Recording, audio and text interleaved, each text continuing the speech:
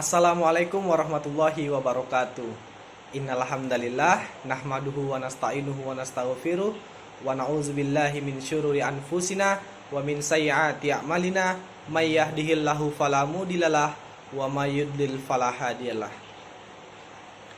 Asyhadu an la ilaha illallah wa asyhadu anna Muhammadan abduhu wa rasuluh la nabiyya ba'dah.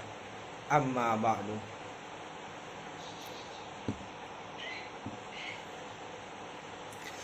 Halo teman-teman semua, terima kasih teman-teman sudah menyempatkan waktu untuk menonton video saya. Baik, sebelum kita masuk ke pembahasan, izinkan saya teman-teman memperkenalkan diri saya terlebih dahulu.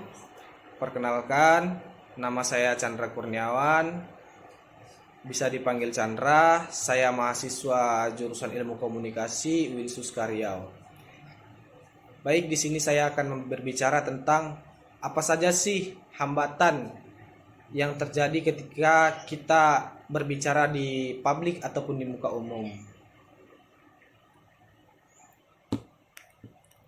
Nah, teman-teman semua, perlu teman-teman ketahui, ketika menjadi seorang public speaker ataupun orang yang berbicara di depan publik, itu perlu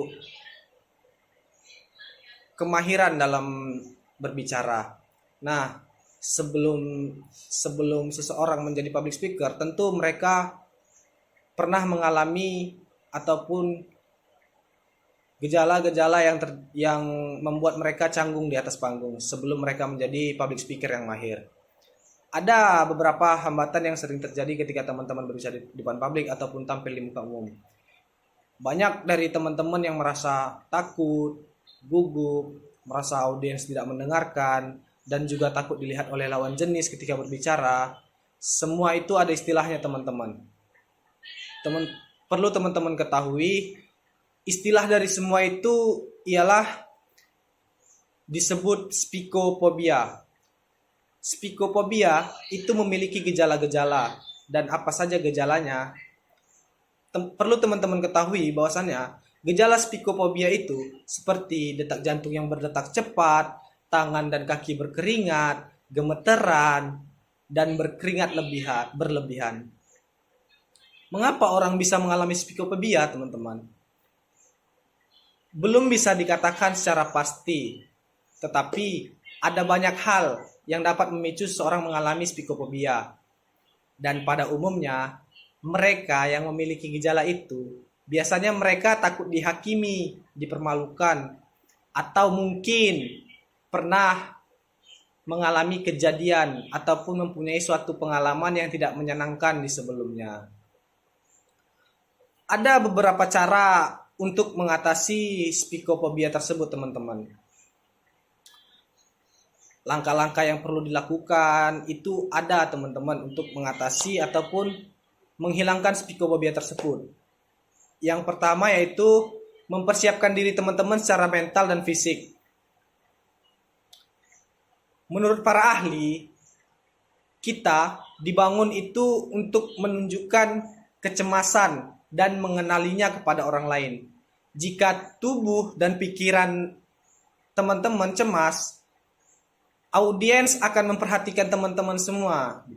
Oleh karena itu, penting untuk mempersiapkan diri sebelum pertunjukan besar, agar setibanya teman-teman di panggung, teman-teman lebih percaya diri, lebih tenang, dan lebih siap ketika menghadapi audiens yang ramai, begitu teman-teman.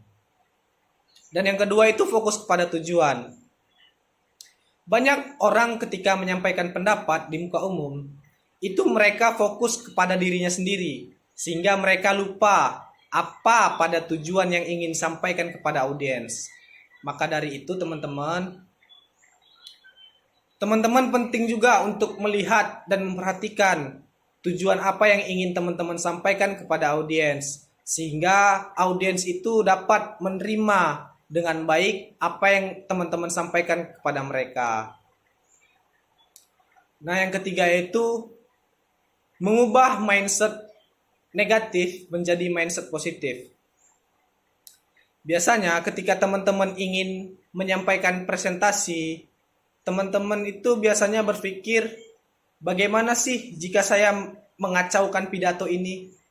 Bagaimana sih jika saya lupa harus berkata apa?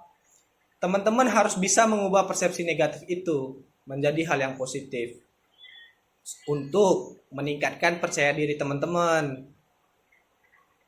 Nah, yang keempat itu memahami materi. Memahami materi juga bagian hal yang penting harus teman-teman lakukan ketika ingin berpresentasi ataupun menjadi public speaker.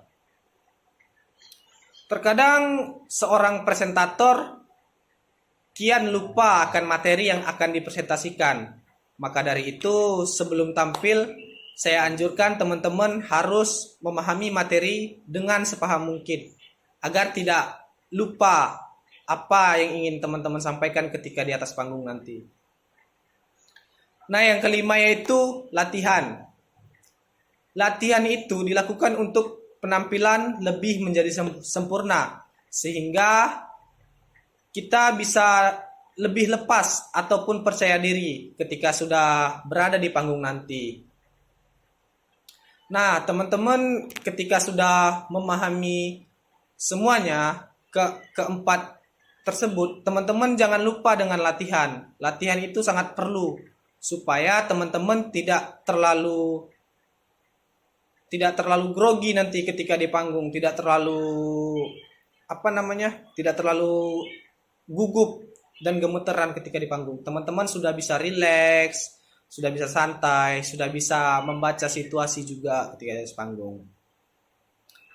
Baik teman-teman semua, terima kasih atas waktu dan kesempatannya. Semoga apa yang saya sampaikan bermanfaat kepada teman-teman semuanya. Sekian yang dapat saya sampaikan. Apabila ada kesalahan saya mohon maaf. Kebenaran itu datangnya dari Allah Subhanahu wa taala dan kesalahan itu datangnya dari saya sendiri. Billahi taufik wal hidayah. Saya Chandra Kurniawan pamit undur diri. Wassalamualaikum warahmatullahi wabarakatuh.